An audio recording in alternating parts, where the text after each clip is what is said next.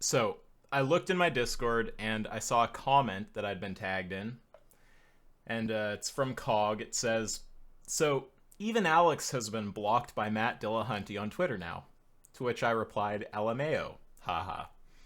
And I'm not laughing at Alex here. I'm laughing at something like how predictable it was that this would eventually happen, and how surprising it is that it didn't happen sooner. So yeah, I went over and started reading some of the tweets. Well, of course I couldn't do that because I've also been blocked by Matt Dillahunty. So I made a sock account called a sock. That's literally what I called the account. And from my new vantage point as a lowly sock, I began reading the tweets. And after reading about half a tweet, I was like, "Oh, this is just gonna be hilarious." I don't even know what's gonna happen. Maybe it won't be funny, but I figured it seems interesting, and I think I'm gonna read the whole thing. And I haven't made content in forever, so why don't I kind of record the experience of exploring what the fuck it was that led Matt Dillahunty to block CosmicSkeptic. Alright, so Alex's tweet will be our entry point to explore this whole thing. He says, "After one final comprehensive rebuttal, I've finally been blocked by Matt Dillahunty." So, rebuttal, they've been arguing. Final, comprehensive, it's been like going back and forth for a while, and Alex has been doing his best to clearly elucidate his position. That's the kind of vibe I'm getting from this tweet. He also says, "I guess someone else will have to let me know if he ever admits he was wrong here." So, just maybe light mockery of Matt, like, Matt was wrong, it's obvious, I showed it, will he ever be able to just kind of get over himself and say he's wrong? That's kind of the vibe that Alex is giving at this stage. And he shares an image. It's just Matt Dillahunty saying, "No, goodbye." So let's go explore into this. So if we follow the link in Alex's tweet, we find ourselves in this thread, which starts with Cough Syrup Chronic Alls tweeting out a genetically modified skeptic video called "Why I, as an Atheist, Am No Longer a Humanist," with hashtags atheism and humanism, well, at mentioning Matt Dillahunty and Sam Harris. And Matt replies below, "Why tag me? Humanism isn't humans are the center of the universe. Has Drew bothered to read the Humanist Manifesto? There's nothing about humanism that puts it at odds with veganism. Nothing. This is either clickbait of confusion or both." And I assume that is supposed to say clickbait or confusion or both. Now, if it becomes clear as we keep reading that the content of the video is something that Alex and Matt are arguing about, we'll go and actually watch the video and see who we think is making sense. But right now, it's not clear that that's actually going to be the subject of the argument, or a subject in the argument if there's multiple subjects. So for now, it's not clear. We have to go watch the video. So Matt's initial points in the thread are that humanism isn't that humans are the center of the universe. There's nothing about humanism that's at odds with veganism. And the video is either clickbait or confusion or both. So that's what we're starting out with. So I think the pattern that I'll adopt for reading through this is going to be to read comments from people other than Matt and Alex, just so you have the context. But I'm not going to do any analysis on the comments unless it's Matt or Alex, except in the case where Matt or Alex is commenting on something that someone other than the two of them has said. That sounds like a nice, tidy way to approach this. So Lloyd Evans replies to Matt and says, "I have to agree, Matt. There are many things in this world that need to be called out, condemned, or disavowed. Humans not needing belief in the supernatural in order to treat each other well isn't one of them. It's the weirdest of hills to die on." So this is where Alex comes in, and he replies to Lloyd Evans, although it's not clear if he's talking to Matt or Lloyd or both of them, but technically his reply is to Lloyd. And he says, "Drew just said that he prefers the term sentientist or vegan because humanism doesn't encompass everything he believes. I could call myself a vegetarian. Everything I eat is vegetarian, but do not, preferring veganism, since that more accurately describes me." And he continues in another tweet, "Technically, I'm both a vegetarian and a vegan, but I happily say I am not a vegetarian, since it isn't a sufficiently adequate descriptor of my ethics. why would the same not apply to humanism? So it looks to me like Alex is coming in to clear up what exactly it is that Drew is saying, and given what Alex says, I would put the argument like this. I think it goes, premise one, if two terms accurately describe an individual, but one more so than the other, then given a preference for accurate self-description, they ought use the more accurate term. Premise two would be, vegan and humanist both accurately describe Alex, but more so vegan. And then the conclusion would be, therefore, given a preference for accurate self-description, Alex ought use the term vegan. And I think really that he sees this as like a family of arguments with the same first premise, where you have that kind of like principle about picking the more accurate term when you have two terms that accurately describe you, because he wants to apply the same reasoning if you were to use vegetarian and vegan instead of vegan and humanist in premise 2, right? So yeah, I think that's a fair representation of the reasoning. Let's continue. So Matt replies, why not title the video Why I Prefer Sentientist to Humanist instead of Why I Am Not a Humanist? Let's stop pretending that I raised any objection beyond whether this was clickbait and just agree that it definitely is. Now, I didn't read, all of Matt's interactions with some of the other people in this thread because, you got to keep things somewhat streamlined. But he did actually say at an earlier timestamped tweet, this is clickbait. I know we might look at his original tweet and go, oh, technically what he said was an inclusive disjunction. It's either clickbait or confusion or both, which would evaluate to true even if it's not clickbait.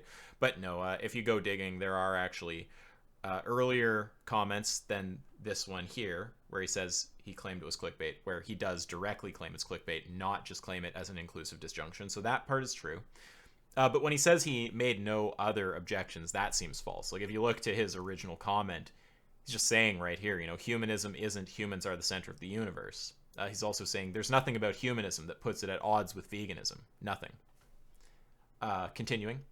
So Matt replies to Alex's other comment where he says, why would the same not apply to humanism? And I'll just note, I hate how Twitter is structured. It's really hard to go through a thread and look at all these branching trees of comments and their different timestamps and try to figure out how the whole thing played out. So I'm really just going down this main branch here, and I'll hit on any replies directly to something on that branch from Alex or Matt. But if there's a comment from Matt or Alex that's way down the bottom of some branching tree of just random people commenting, sorry, we're not gonna be going that far.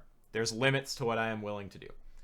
Yeah, so Matt replies by saying, because humanism has nothing to do with veganism, isn't in conflict with it, isn't a step above or below it on the same topic. Humanism, rely on humans, not gods, to solve problems. Veganism, don't use/exploit/be cruel to animals. Vegetarianism, don't eat animals. So Matt's reply starts with the word because, and Alex's comment ends with a question, why so-and-so? Right, and any time that someone says, why so-and-so, and then the next guy says, because so-and-so, I take it that they're trying to offer a response to the question, right? If someone says why and you say because, you're trying to answer them. Now, Alex's question here was, why would the same not apply to humanism? As in the same reasoning, like the reasoning that I formalized a minute ago. So if we wanted to put his question here formally, it would be like asking, since the variant of the argument that has veganism and vegetarianism in the second premise is sound, why would you say that the variant of the argument that has veganism and humanism in the second premise isn't sound, right? Which actually, once you spell it out explicitly, you realize is a loaded question, because Matt could deny that the argument is sound in the case where the second premise is talking about veganism and vegetarianism. But regardless, I don't think that's intentional, and Matt doesn't appear to be replying to the question, right? He's not showing why the argument is sound in the one context but not the other. And in fact, he's not even addressing the argument on any level at all. He's not talking about the first premise. He's not talking about the notion that if two terms accurately describe someone, but one more so than the other, then given that person wants to describe themselves accurately, they ought use the more accurate term, right? He's not talking about that. And he's not talking about the second premise that says, either that veganism and vegetarianism both accurately describe Alex, but more so veganism, or that humanism and veganism both describe Alex accurately, but more so veganism. Matt just doesn't appear to be attacking any variant of the argument because he's not talking about the premises, and he doesn't appear to be showing why the argument is sound in one context but not the other. So I think this just isn't an answer to Alex's question. It remains unanswered why the reasoning applies in one case but not the other. So Matt gives another reply to the same comment where he says, because people understand vegetarian and vegan to be on a sliding scale in a direction, that's not true for humanist versus ethical vegan. But again, I'm just going to say the same thing, right? Like, how does that give you any reason to reject any of the premises of Alex's argument, or even throw those premises into question, right? Like, you could just grant that people understand veg and vegan to be on a sliding scale and don't for humanist and vegan, right? Does that affect whether it's true that given that two words accurately describe someone, one more so than the other, and they have a preference for accurate self-description, that they'd opt for the one that's more accurate, right? Does it affect that premise? I don't see how. Does it affect the premise that Alex is both a humanist and a vegan, but is more accurately described by vegan? I don't see how, right? Whether the terms are on a sliding scale or not seems completely orthogonal to whether those premises are true. So I consider this reply also to be a red herring. Now, I do think there's a more sophisticated reply that could be offered here, and I'd be curious how Alex would respond to it. And it would go something like this. So the person in Matt's position would say, all right, Alex, well, to answer your question, the reason why we accept the reasoning in one case but not the other is as follows, and this will amount to a rejection of premise 2. Let's treat definitions set theoretically. We'll represent them as like sets of properties. And we'll represent the vegan, humanist, and vegetarian, which are our three terms of interest, definitions as three distinct non-empty sets, where vegan is a proper superset of vegetarian, but vegan and humanist aren't in a superset relationship with each other, like in either direction. And the idea would be to apply the reasoning of saying that it's always more accurate to use one term than the other. So making like a universally quantified statement that it's accurate to use one term over the other. Only in the case where the symmetric difference of the two sets is composed exclusively of elements from one of the two sets, which is the case in the vegan-vegetarian example, given that we take like a definition of vegetarian like Alex, where it's like, you know, just like doesn't eat meat or something like that. But that's not the case in the vegan humanist example. So the idea there is like when the symmetric difference only contains elements from one of the two sets, well, then you have this like one directional information gain if you use one term over the other. So it's always going to be more accurate to use that term. But in the case where the symmetric difference has elements from both sets, well, then using either term is going to give you some new information and cost you some information compared to like using the other one. So then you can't make a universally quantified statement anymore about which term is more accurate, because accuracy is going to, you know, depend on the situation. Like maybe when Matt's on air with the atheist experience, it's important to convey, you know, a rejection of the supernatural if he's trying to accurately describe himself. And humanism, you know, has that as part of itself, whereas veganism doesn't. So in that context, it would be more accurate to describe himself as humanist. So yeah, that's the idea of like a more sophisticated pushback. Represent the definition set theoretically, make vegan a proper superset of vegetarian, make vegan and humanist not in a superset relationship with each other in either direction, make sure they're all distinct non-empty sets, and then say only accept the reasoning of allowing like a universally quantified statement that one term is more accurate than the other in the case that the symmetric difference is composed exclusively of elements from one of the two sets. So Lloyd Evans comes in again and says, as you've argued many times before, Alex, words matter. It's obvious that Drew has a problem with labels and their sufficiency. But if he follows humanist values, then he's a humanist. If he's not religious, he's an atheist. If he rejects meat for vegetables, he's vegetarian. Kai Jin, no idea how to say that, says, there is absolutely a connotation that humanism prioritizes human endeavors regardless of its impact on other species. Words do matter, and especially concerning identity labels. They can fall out of favor with contemporary philosophers when they fail to address modern issues. Matt Dillahunty comments, and it's still clickbait, denotation, greater than sign, connotation. So Matt seems to be saying two things there. Firstly, he's saying the video title is still clickbait. And he's also saying denotation is more important than connotation. And I think he's essentially saying that to shut down the previous commenter who said, humanism has this connotation about humans being king shit or whatever. And Dillahunty's just replying by going like, no, just look at what the word is actually defined as. Okay, that's what I'm calling myself. That's what I'm committed to. Don't try to throw any other shit on me. Okay, you don't get to do that. That's basically what he's saying there. So let's proceed along. So Kaijin replies, first of all, you're all wonderful humans. Secondly, who in your opinion is the arbiter of the denotation of humanism?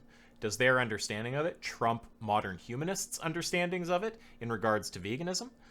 The vegetarian/vegan identity comparison isn't equivalent. And Matt replies by saying, well, firstly, I was talking about the denotation of clickbait. Secondly, the closest denotation of humanism would probably be the Secular Humanist Manifesto, currently at version 3, or the Credo of humanist orgs.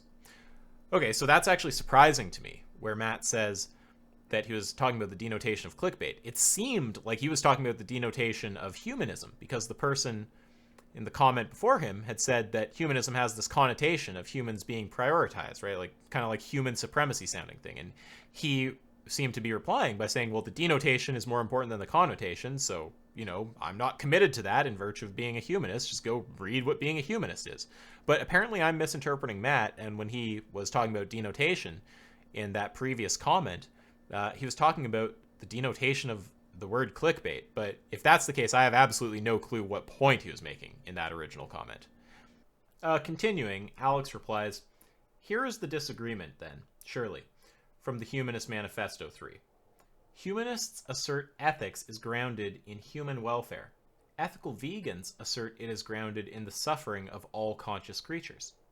And he links a screenshot which says the following. Ethical values are derived from human need and interest as tested by experience.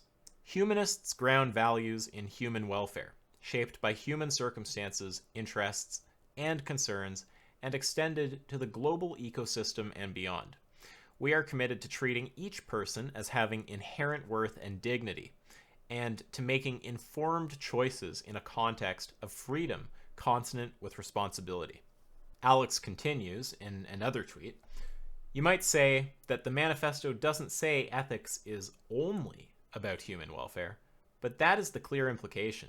I wouldn't support an ethical movement that grounded morality in male welfare, since that is too exclusionary. Alex continues in yet another tweet, even though such a statement doesn't technically conflict with also caring about the welfare of non-males. So yeah, I think Alex wants to say that the tension between humanism and veganism only becomes apparent once you move beyond the level of denotation to the level of connotation, and you consider this particular connotation of humanism of being sort of exclusively about humans. I think that puts a bad taste in his mouth. And I actually agree with all that. I think that's fine. I think that once you consider that connotation, it does seem like there's a tension. I disagree with one thing he says here, which is that vegans ground ethics in the suffering of all conscious creatures. I don't think that vegans have to be negative utilitarians. If you have a deontological person like Gary Francione, I don't want to say that he's not a vegan, right? Say that someone has very profound ethical concern for animals, spends all day doing activism like Cube of Truth, or in one way or another trying to drum up support for ending the animal holocaust. I don't want to say a person like that is not a vegan because they're not a negative utilitarian. That seems fucked. But I also am suspicious that that is actually what Alex thinks. I have a feeling that this is just an artifact of the medium, it's just kind of Twitter shortening his thought process. But if it is actually the case that he thinks that to be a vegan you have to ground ethics in suffering exclusively, then yeah, I would disagree with that. But the rest of the comment seems fine. Let's continue. Matt says, do you prioritize human welfare over the welfare of a chicken in scenarios where those come in conflict? If you do, that's still consistent with what you've highlighted. At no point is it humans only or anti-non-human. If you don't, well, that ends it. So Matt's comment here really is confusing to me because I don't understand how it's interacting with Alex's argument. And if it's not interacting with Alex's argument, I don't understand why not. So either option seems kind of bad. It's like, if it is interacting with the argument, like how is it doing that? And if it isn't, then why isn't it? But yeah, Matt asks a question and he gives sort of two options, or two consequences if you say yes or no to the question. So he says, do you prioritize human welfare over the welfare of a chicken in scenarios where those come in conflict? He says, if you do, that's still consistent with what you've highlighted. And what Alex has highlighted reads, humanists ground values in human welfare. And yeah, it's true. It's consistent to ground values in human welfare and prioritize human welfare over chicken welfare when they come in conflict. So yeah, I agree with what you've said so far, Matt. At no point is it humans only or anti-non-human. Yeah, so I don't think humanism commits one to either of those positions. And then he says, if you don't, well, that ends it. So if you don't prioritize human welfare over chicken welfare when they come in conflict, that ends something. What it ends, I really don't know. I'm not sure.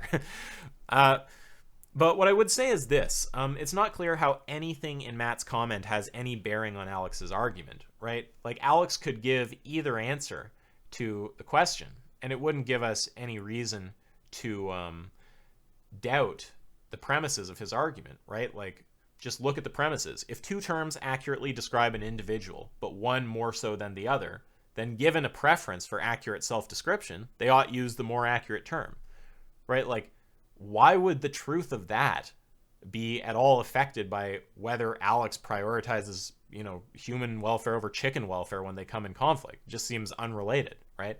And the same goes for premise 2, right? Vegan and humanist both describe Alex, but more so vegan, right? Would that be affected by his answer there? It doesn't seem so. I mean, he could prioritize human welfare over chicken welfare when they come in conflict and still be better described by the term vegan than humanist. And he could not prioritize human welfare over chicken welfare when they come in conflict and still be better described by vegan than humanist. So I just don't see how Matt's answer to Alex's question has any bearing on the truth value of either of the premises of his argument. And for that reason, I just think that it's a red herring. All it's doing is diverting from the point. Like, Alex has been making the same point since he came in the thread, right? He came in and made this argument. And then his string of tweets here, his second kind of reply, is just like shoring up that second premise. Like, he's just saying, yeah, like, the term humanist is a more vegan is a more accurate descriptor of me in virtue of the fact that there's like this conflict between humanism and veganism when we consider connotation, and I fall on a particular side of that conflict, right? Like, he's just explaining that it's in virtue of that conflict that one term is a more accurate descriptor. And that just feeds into the original argument that, since it's the case that one's a more accurate descriptor than the other, and he has a preference for accurate self-description, he's going to pick the one that describes more accurately. Like, he's just been saying one thing the whole time, so I don't see how Matt's, like, replying to that. And if he's not, I don't understand why not. So Alex replies, I grant each equal moral consideration qua their capacity to suffer, which amounts to granting the human more moral worth, being capable of different kinds of suffering that chickens can't experience. So ethics is grounded in the well-being of all conscious creatures, but, he continues in another tweet, that's not the same as saying they have the same moral worth. I feel Twitter leads to us talking past each other. You're more than welcome to make a second appearance on my podcast to clear this up. So Alex is just replying to Matt's question here. Now, he doesn't give a direct answer, but he does imply an answer. So he's saying something like, no, I don't give equal moral consideration to humans and animals. I do give more to humans, but he's taking care to emphasize that that's not just him giving humans special treatment. It's really that he cares about the same thing consistently across all situations, which is suffering. And there's just like a higher concentration of the thing he cares about in humans than animals. I don't know exactly what phrasing he'd use. Maybe he'd say humans can manifest suffering to a greater degree. Maybe he'd say the same action enacted on a human and an animal will tend to produce more suffering in the human. Like, there's different framings he could choose there, but that's the general idea, right? It's like, no, I don't give humans more consideration because they're special because they're human. It's because I care about the same thing consistently, and there's like more of it with humans. And it might be worth just pointing out like a fundamental difference between me and Alex here, how we operate. I would never answer a question like that, right? Like Alex, I guess maybe he's just a nicer person. Maybe I'm more of a like jaded asshole at this point, but I've had too many online debates to do it anymore, okay? When someone asks me a question after I've given an argument and I can't see how my answer to that question has any bearing on the truth of the premises, I'm just going to ask them to explain how my answer could have any bearing on the truth value of the premises. And if they can't, I'm just going to say, well, then I don't have any interest in randomly like changing topic to discuss your little question here, right? We were talking about something. What's the reply to the argument? But I am widely thought to be a dick, so you might not want to take from me there. But, you know, I can't help it. I just have no patience for that shit. So Matt actually gives two replies, which each start their own thread to Alex's last comment there. So he says, Jesus fucking Christ, I asked a yes or no question, and you replied with neither, and to worry about talking past each other? So I understand where Matt's coming from here. I get that it's annoying to ask a yes-no question and not get a clear answer. I mean, we can infer Alex's answer here, I think, because, you know, he says that he does give more moral value to humans. But it's not because like humans are special or something like this. It's just he cares about suffering, and there's like more of that to worry about with a human than an animal. But, you know, it's safe to infer from the fact that he gives that higher moral status to humans that if you hold everything else constant and tell him he has to choose to prioritize either, you know, the welfare of a human or a chicken, he's going to prioritize the welfare of the human. But even having said that, I can understand Matt's sentiment because it's frustrating to get an implied answer. Like, that's how sympathetic I am to Matt's view, right? Because very often when you ask someone a question and instead of just saying yes or no, right? People sometimes wonder why I press when they've kind of implied their answer, obviously, but not stated it directly. I'll explain why. It's this right here, right? If someone just gives an implied answer, they don't directly say yes or no, even if it seems like it really fucking obviously implies a particular answer, very often, if you assume that the implied answer is their position and then go on to show a problem with it, then suddenly their earlier statement never had the implication you thought it did, right? And you just go, oh, fuck, well, the obvious lesson here is I just need to make sure to get a direct answer the first time and not work off of the implied answer. So I'm sympathetic to Matt even up to the point of thinking that implied answers, or even clearly implied answers, are often not good enough because it allows this like weasel room. But here's why I won't go all the way to like actually say I agree with Matt here. Okay, I'm sympathetic to all of that, but none of it applies, and the reason is because the question that Matt's pissed about not getting a direct answer to was a red herring in the first place, right? Alex made an argument, and then Matt asked a question, the answer to which has no bearing on the truth value of either of the premises. So although I'm normally sympathetic to someone not getting a completely straight answer to a question, if the question was a red herring in the first place, I am not sympathetic. Let's continue. So Alex replies by saying, can you really not understand that such a question requires more explication than a simple yes-no? If by welfare you mean the avoidance of suffering, then I answered your question very clearly. So yeah, Alex is saying one or two things here, and I have some agreement and some disagreement. So the first thing he says is that there's questions that you have to say more than just yes or no to. So I agree with that, and there's like at least two categories of questions like that. So Alex and I would agree there are questions like that, but we might not agree about what kinds of questions they are and what you're supposed to do when you get a question like that. So two categories of questions like that are questions that literally don't have a yes-no answer. And then another category of questions that you can't answer with yes or no would be ones that do have a yes-no answer, but just giving the yes or no answer would be misleading.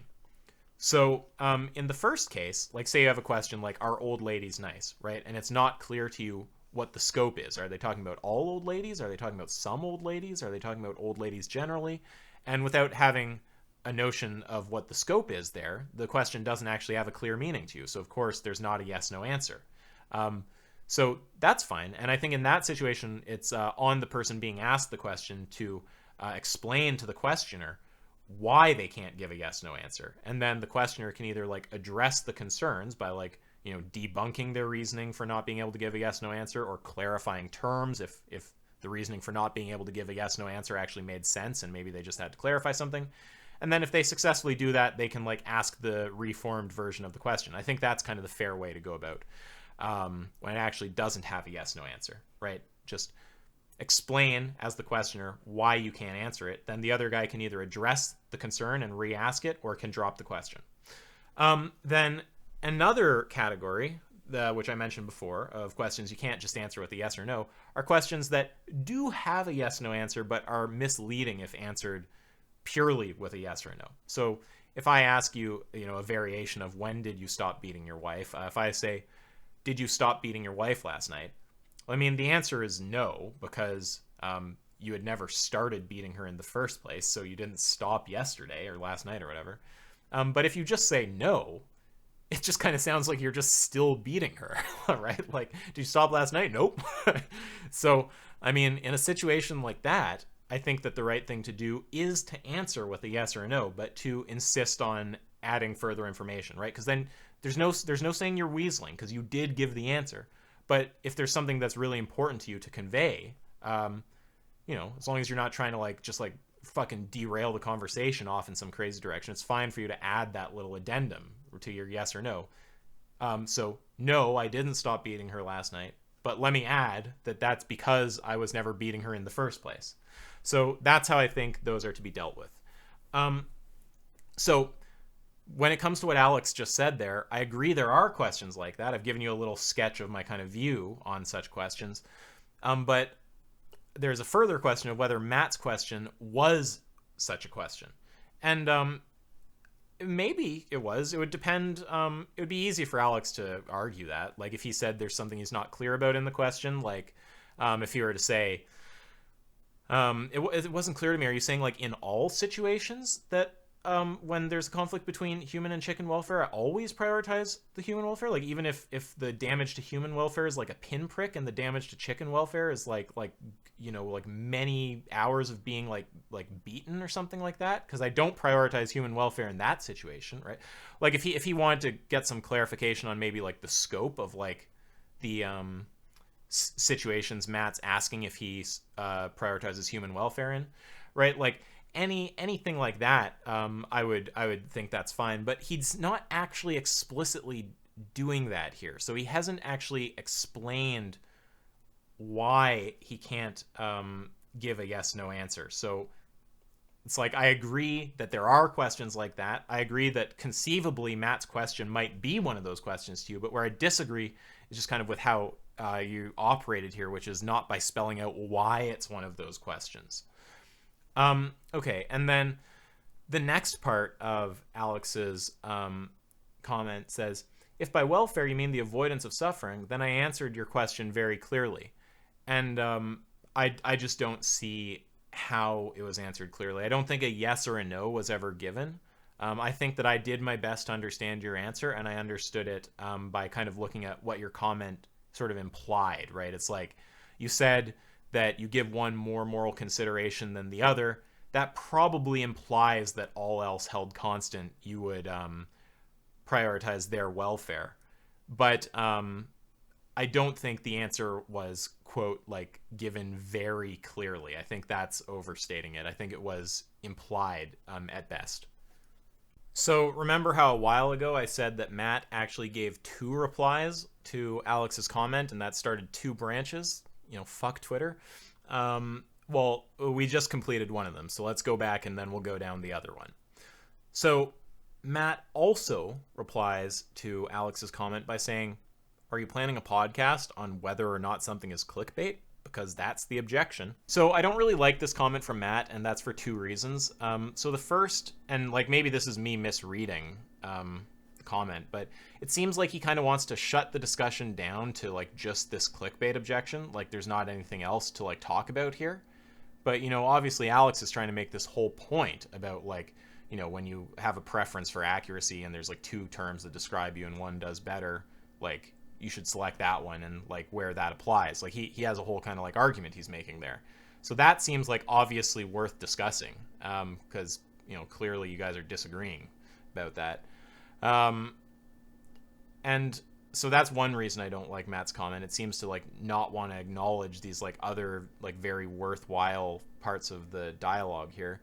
And then the other thing is like I just don't really think that was the only objection. Like, I mean, Matt can like quibble over this and say like I wasn't actually objecting when I was saying so and so and whatever, but it seemed like he was saying like multiple things he disagreed with, right? Like, okay, so one thing is in his first comment he said clickbait or confusion or both. That alone is actually a different claim than just clickbait. So, I mean, there's one different objection. But, he was also saying stuff like humanism isn't, like, humans are the center of the universe, and, like, there's no tension between humanism and veganism. So, it seemed like there was, multiple lines of objection.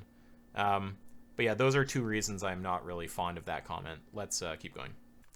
So Alex replies, he says, "Come on, Matt, you also claim that humanism and ethical veganism do not conflict, citing the Humanist Manifesto 3. I highlighted a passage in the Humanist Manifesto 3 that conflicts with ethical veganism. You responded by asking if I value chickens more than humans." So yeah, it certainly seems like Matt made the claim that ethical veganism and humanism don't conflict. I mean, maybe he would try to draw some like distinction between making a claim and objecting. Maybe he would somehow try to say it makes sense to say he was making that claim but not offering an objection while doing it. I don't know if that can be made sense of, but it just occurred to me. Yeah, Alex also says that he highlighted a passage that shows a conflict between the Humanist Manifesto and veganism. I think he did that successfully. And he says, "You responded by asking if I value chickens more than humans," which maybe Alex is being a little hyperbolic there. But like technically that wasn't the question. Technically he said, like when human and chicken welfare come in conflict, do you prioritize human welfare? Which is, it's not the same question as do you value chickens more than humans? Okay, let's continue. So in response to Alex, Matt actually asks the same question again. He says, "Do you prioritize human welfare over the welfare of a chicken in scenarios where they come in conflict?" And again, like I do have to agree with Alex's take on the question. Like I just have no clue how Matt thinks that this is relevant. Alex could say yes or no to this, and that would just have no bearing on the premises of his argument. So the question just seems like a diversion from what he's saying. So Alex doesn't actually comment further on that part of the thread. I don't know why. Maybe he, like he said earlier, believes he already gave a clear answer to the question, so he doesn't want to humor Matt asking it again. I could only speculate, but I personally would operate a little differently there. I think what's best is to say what premise of my argument has a truth value that's contingent on my answer to the question, right? And if he can't answer that, then the question is just a red herring from your argument. So I think that's a more kind of systematic way to dismantle like red herring questions. Okay, so it's a little weird to follow this, but you remember how earlier Alex said, "Come on, Matt, you also blah, blah, blah," and Matt replied to that. Well, Alex also replied to his own comment, and then there's more replies from Matt on that, but that's kind of where the thread ends.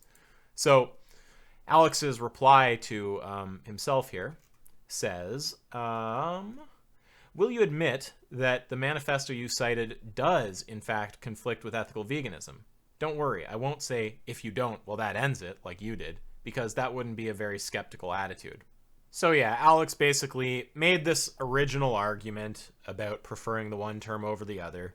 Then he kind of shored up that second premise by going like, well, the whole like reason that vegan is a better descriptor than humanist is because there's this conflict when you look at the connotation of humanist, that it's kind of exclusively about humans.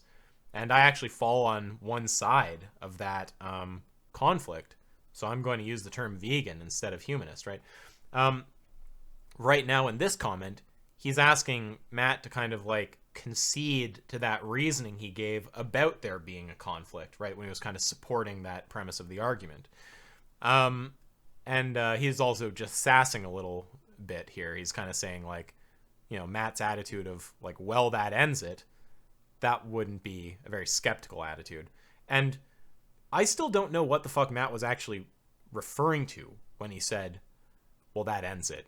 If by that ends it, he means like discussion over, then okay, I agree with Alex. But I don't know what Matt meant when he said that, to be honest. So Matt replies by saying, no, goodbye. Don't need lessons from you on skepticism either. So he won't, quote, like admit that there's a conflict. So basically where we're at is he hasn't given a reply to the initial argument. Alex spent some time sort of shoring up P2, which really, I don't even think he had to do that. He should have just forced a reply to the original argument, but he kind of moved to like shoring up P2 by talking about how like, look, there's this conflict. So of course one term, describes me more accurately. And Matt also hasn't replied to that reasoning and won't, according to his last comment where he says, no, goodbye. So as far as I can tell, Alex has given an argument and Matt has not replied to it. So despite the fact that I disagreed with Alex in a few areas here, I do think overall that's like a bad look for Matt. So Alex replies to Matt by saying, ha ha ha ha ha, these two sentences don't exactly go well together, do they? Yikes. And that made me laugh the first time I read it, because it is kind of funny to be like, discussion over. No rational discourse allowed. Also, don't need lessons on skepticism, right? I added the hyperbole of no rational discourse allowed because Matt didn't say that, but that's like the joke Alex is making, right? He's like, Matt's like simultaneously refusing to engage in a discussion, but also telling me I'm the one who doesn't know about skepticism, when it seems like I'm the one who's valuing like rational discussion here, which is something a skeptic would probably want to do. So yeah, it is funny. It's probably not funny when I explain it. I've been doing analysis on all the comments, so I naturally analyzed the joke comment, but that probably ruined the joke. Okay, and then there's just one or two other like kind of stragglers from Matt down here. So here's one a bit lower down. Jonathan says, to be fair, you are a lot more patient with him than his attitude warranted. To which Matt replies, I'm not concerned about that. He's a good guy. I just manage my Twitter by blocking anyone who argues dishonestly on this forum. Happy to talk to him somewhere else some other time. So this comment's very garbage, obviously. So parts of it are good. Like when he says he's not concerned about, how much patience Alex deserves given his attitude. Like, okay, fair enough. He's a good guy. Fair enough. Happy to talk to him somewhere else some other time.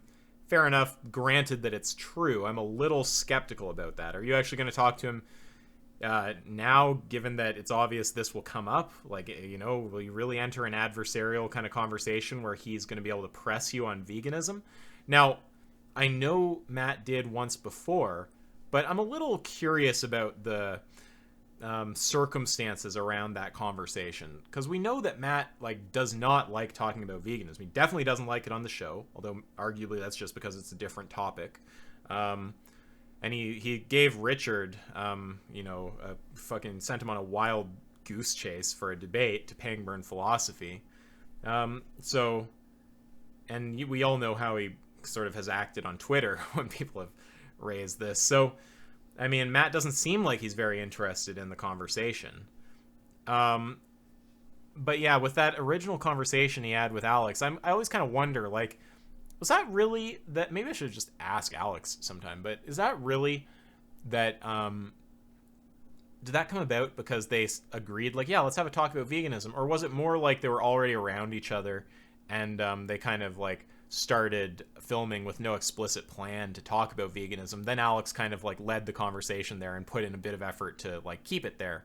So he could kind of hold Matt's feet to the fire a little bit, which I kind of think it might have been the latter, to be honest, but who knows? It just, point is, if it was the latter, then we don't have that kind of probability going in where we say, oh, Matt sometimes does these kind of conversations. Anyway, just a little skeptical if he's actually going to be willing to talk to Alex about this. We'll see. But the middle of the comment is where there's garbage, right?